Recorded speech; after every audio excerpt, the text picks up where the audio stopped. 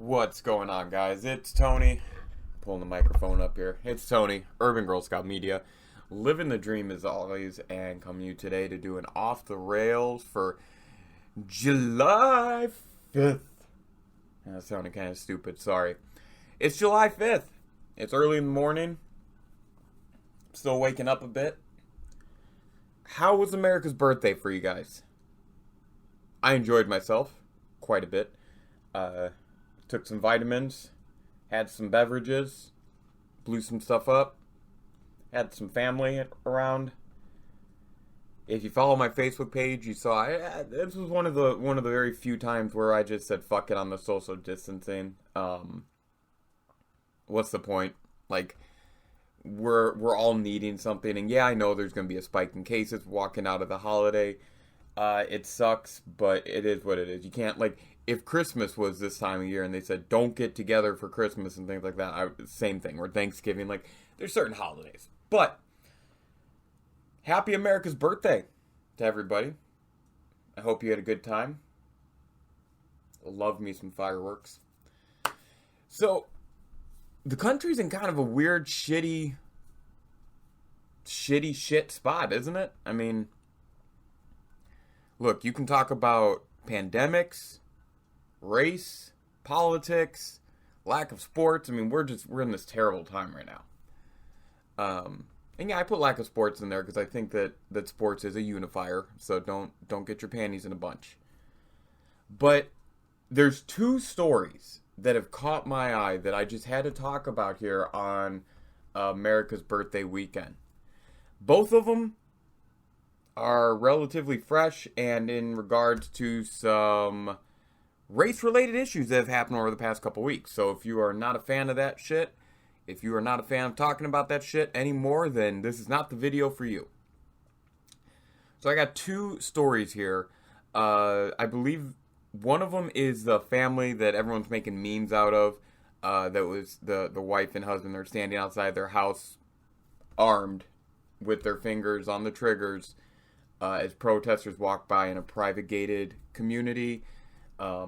They came out with the woman had a handgun. The man was carrying a semi-automatic rifle. Okay. And then there's the other one where we have this video that's just coming out over the past couple days where there's this white woman pointing a gun at a black woman in a parking lot. I believe the white woman's name is Karen. I'm not 100% sure. That's what the articles say is Karen and yada yada, but I don't care about the names in any of these. You guys can find the damn stories you know I'm talking about. So let's start with the people in St. Louis. The two white people that are standing on their porch.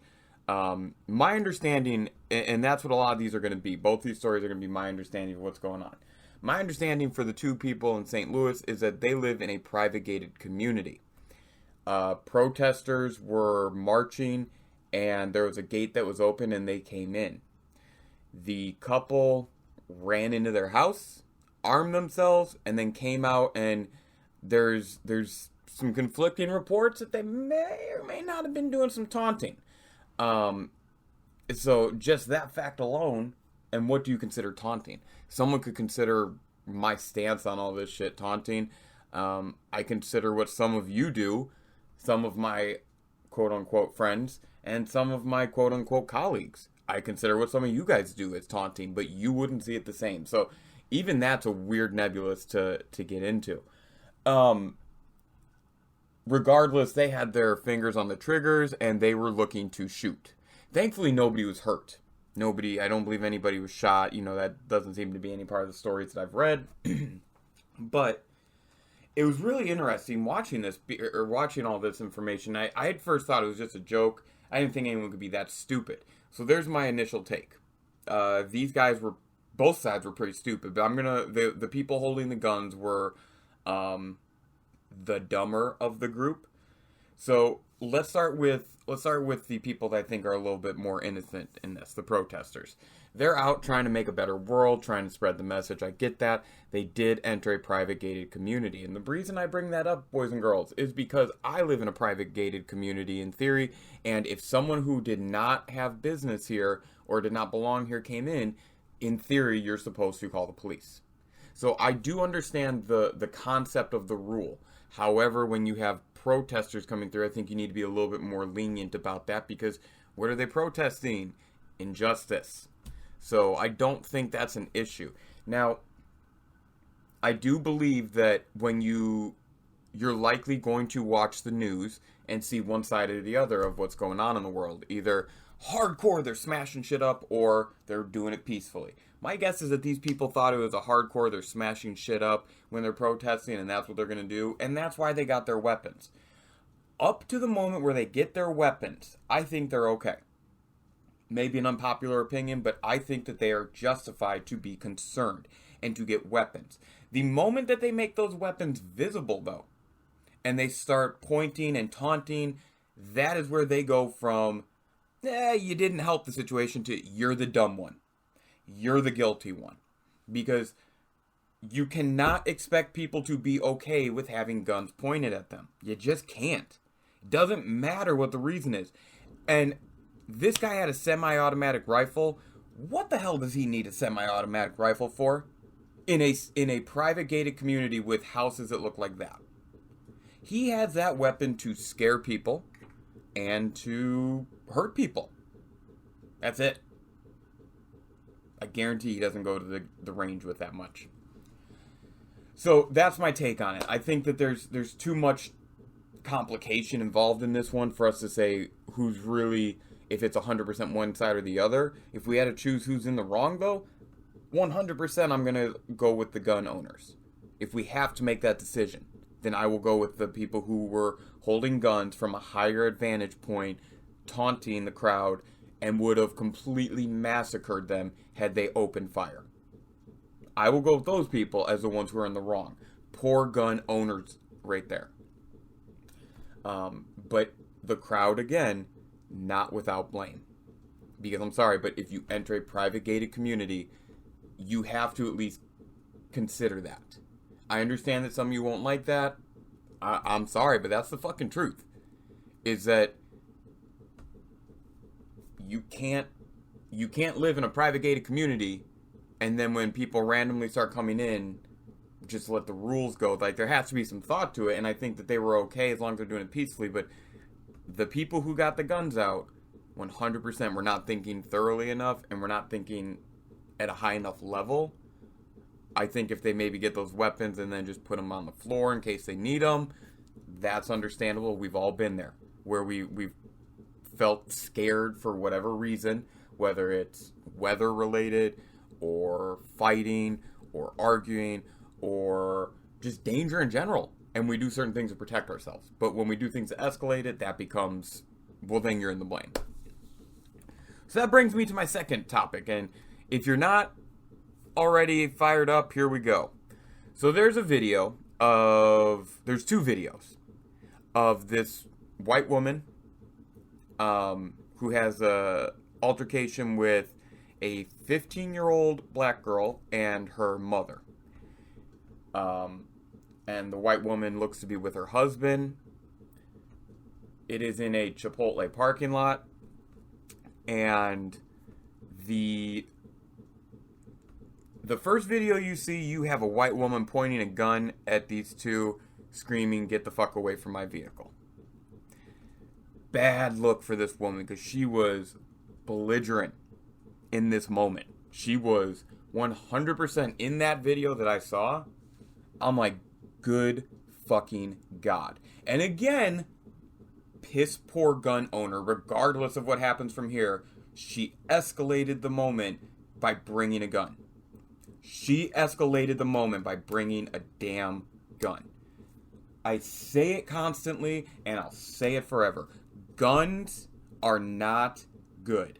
They are not an answer for society. I believe that this video came out on the day that America has recorded its highest sale in guns. That they're at an all-time high, whatever that looks like, whatever kind of figure that is.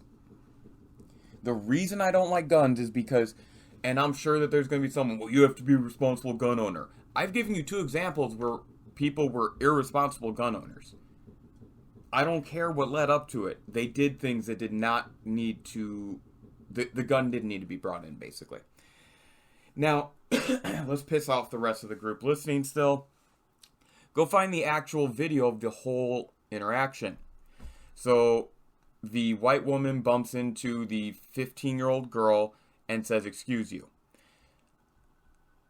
From there, things just, it looks like things just went out of control quickly. It doesn't look like, it looks like we maybe get into the argument about a minute or two after the bump. Now, before I go into this part, sometimes when I can tell someone is actively not trying to share where we're walking or they walk into me, I will say, "Excuse you." And it has nothing to do with what they look like. It has everything to do with if their character of, "Hey, I'm sharing like the walkway." I don't know, I wasn't there. But we've all walked through tight spaces where we've had to give a little so everyone can get by. I like to think that I give a little, and hopefully this was a huge misunderstanding. But not seeing that piece makes it very hard, because where we come in, still, even more video, but where we come in is they're arguing. I believe it's the 15-year-old girl has her camera going on her phone, and her mom is arguing with this white woman. The girl and the mom are both screaming at the husband as well. And I didn't catch all the audio, just because some of it was a little bit hard to make out, because it's on a phone, so like the microphone's impacted by the wind pretty hard, or any kind of movement, and you'll see parts of the video where it gets really like the person who's holding the phone, she goes running at one point, which doesn't sound good until I get there, right? But she goes running, so you can't really see what's going on in that moment. So the mom and the daughter are both screaming at the husband and the wife that they're racist, that they've got them on camera, they're screaming these things at them, okay? And the theme is, "You're racist. You ran into my daughter, you owe her an apology." Who owes who an apology seemed to be the base of where this started, and then it spiraled into, we have white and black. And that just, right now in our country, when you have a white versus black issue, it seems to just, people seem to lose their minds a bit. We can't use logic anymore. And that's not me supporting white people, that's not me supporting black people, that's not me supporting anything other than logic. Logic doesn't favor anybody. Keep that in mind. The woman, now again, this is my interpretation. The white woman gets into the car, she's rolling the window up and she's saying, "I'm not racist, I'm sorry these things happened to you," because the mom, and I believe the mom is yelling about how all white people are racist. That really upset me, I'm not going to lie, because I don't consider myself a racist. I know a lot of white people who aren't racist. I think that kind of generalization is the exact thing that we're trying to get rid of on the opposite side, but doing that actually makes anyone on the opposite side feel very attacked. And I've said it before. I said it 6 months before George Floyd was murdered in a video you can find, an Off the Rails on Racism. I said it. I don't think people understand exactly what's going on when it comes to racism exactly, and the things we can do to help fight it. Go check out that video. Anyways, white woman's rolling her window up, screaming, or not screaming, trying to talk. And I felt she was a little bit calmer in that moment than where she goes when she gets back out of the vehicle. Because when she gets out of the vehicle, that's when things, I don't know how you interpret what happens here. But I believe the daughter has the camera kind of focused towards the front.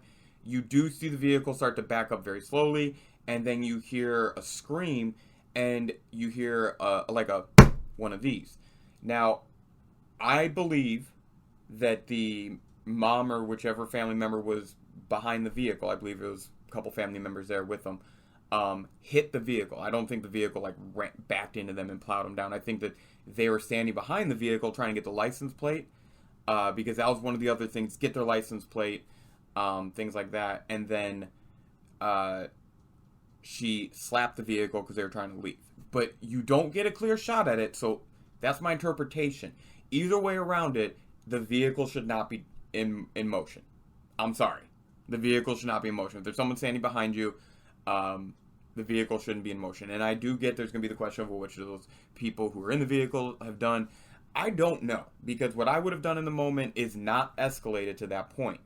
But none of that matters when the white woman then hops out of the car with a handgun and starts pointing at everyone, screaming bloody murder, get away from my vehicle. Very hard to watch. Very hard to watch. They end up eventually getting in because everyone realizes, oh crap, someone might get fucking shot. And then things escalate but also seem to slow down a bit. She gets in her car, they drive off, the police arrest her. So that's the story. I did throw in a little bit more of my opinion there than I wanted. Let me give you my take on this. First off, not seeing the initial bump, not seeing the entire thing makes it impossible for us to know.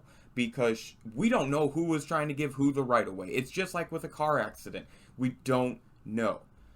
We don't know if that excuse you was the one woman being rude to the younger kid or the one woman trying to stand her ground against the kid. We don't know. So we cannot decide fairly who started it. What I can tell you is every person on the face of the planet right now that is aware of what's going on in this country with race is going to be incredibly sensitive to anything that is going on. And when we do things that escalate, nobody wins. Again, logic gets lost when we bring in emotion. And for some of you who know me, you can laugh and say, oh God, Tony, you should really take your own advice.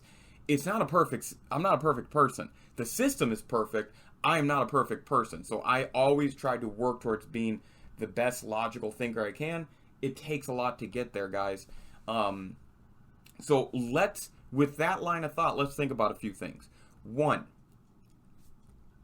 bringing a camera out and screaming at someone, you're a racist, all white people are racist.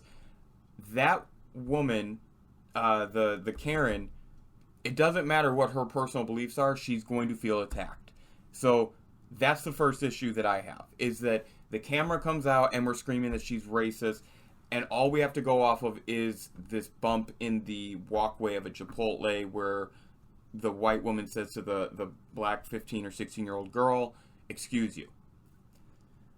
So I think that from that lady's standpoint, the white woman, her not knowing, or her not, sorry, let me try again. The white woman, her being taped, not knowing these people, and then being screamed at like that, I can understand where she would feel a little threatened. I'm not justifying the gun. I've already brought that up, and if you try to twist my words, I just feel bad for you, because guns don't solve anything. Guns don't kill people. Stupid people kill people, but guns are still bad.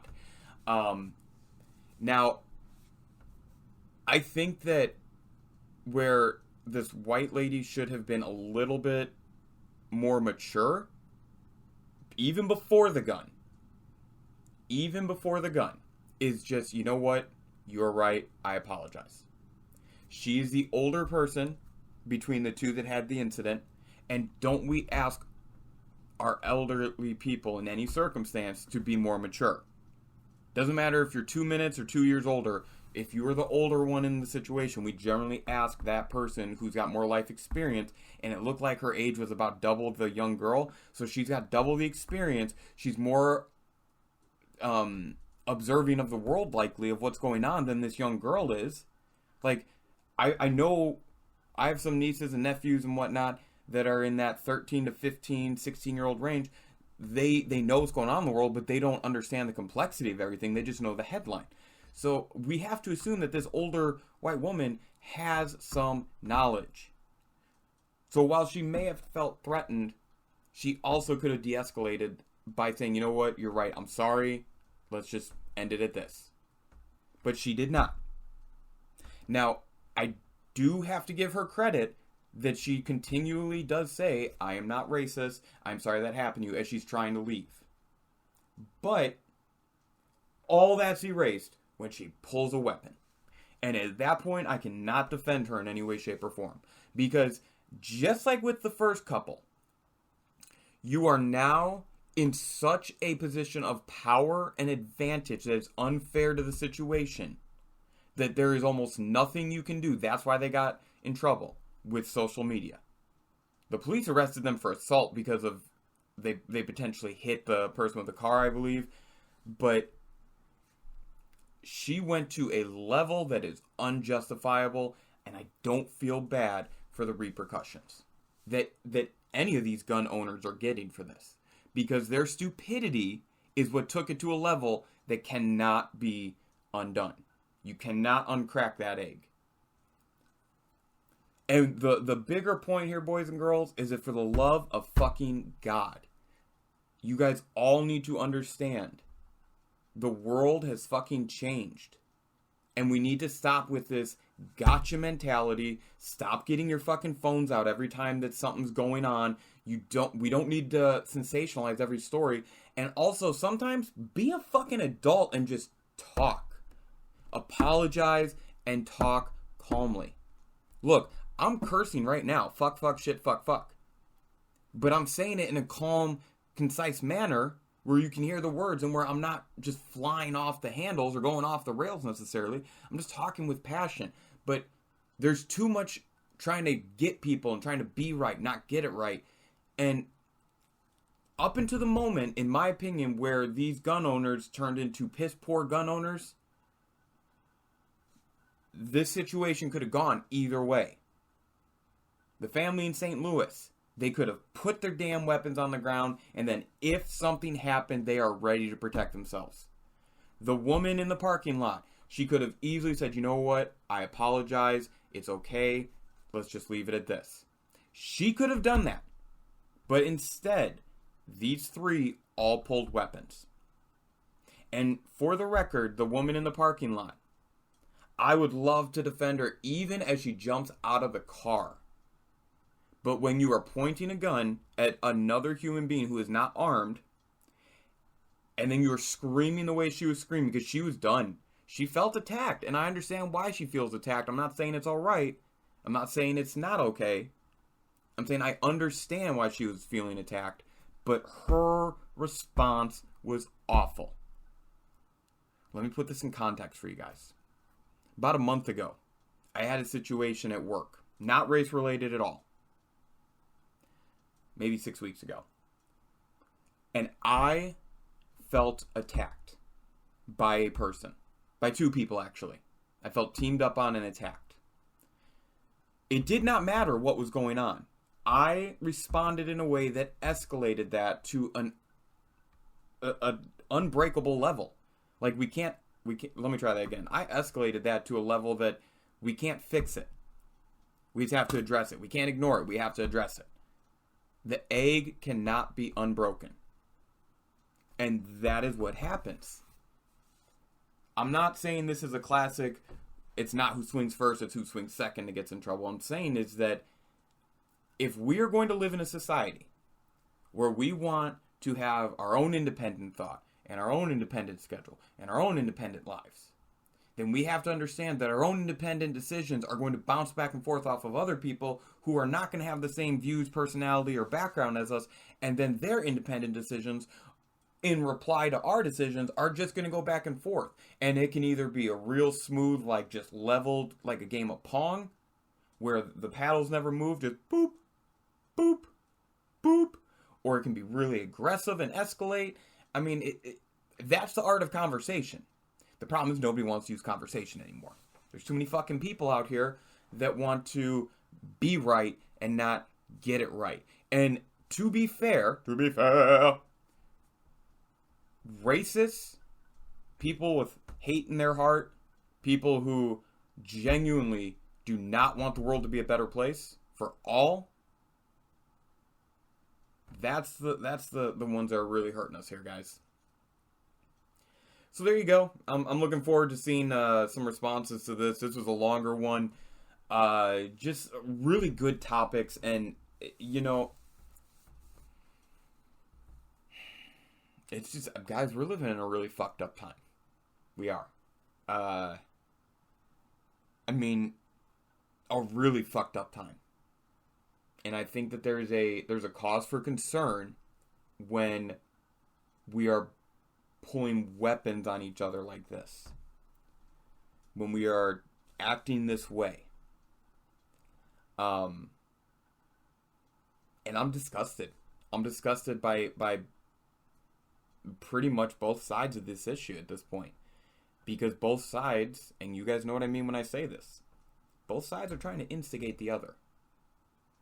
This is not turning into a productive conversation as much as a fight of who's going to win the race battle this time. And we continue to fragment. I'm seeing a lot of people posting shit online where it's this matters too, this matters as well, this matters as well. And it's not Black Lives Matter, it's not All Lives Matter, it's stuff that's so much more fragmented than that they're taking the focus and putting it on themselves. I'm not saying that sexism, sexual assault, child abuse, I'm not saying that any of those things are more or less important than the current movement that's going on right now. What I am saying, though, is that the current Black Lives Matter movement has to be the focus for it to be solved. If we continue to fragment and we continue to have all these people say that their experiences matter just as much as everything else, well, I'm sorry, but if everything is special, then nothing is special.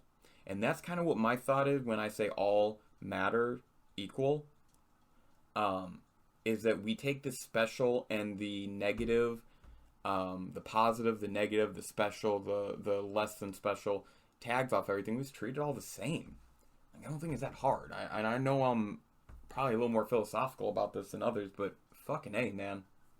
I'm tired of seeing, like, I think what upsets me the most is I continue to think about the 15-year-old girl that taped all of that in the parking lot. You guys know a 17-year-old girl was the one who taped George Floyd being murdered?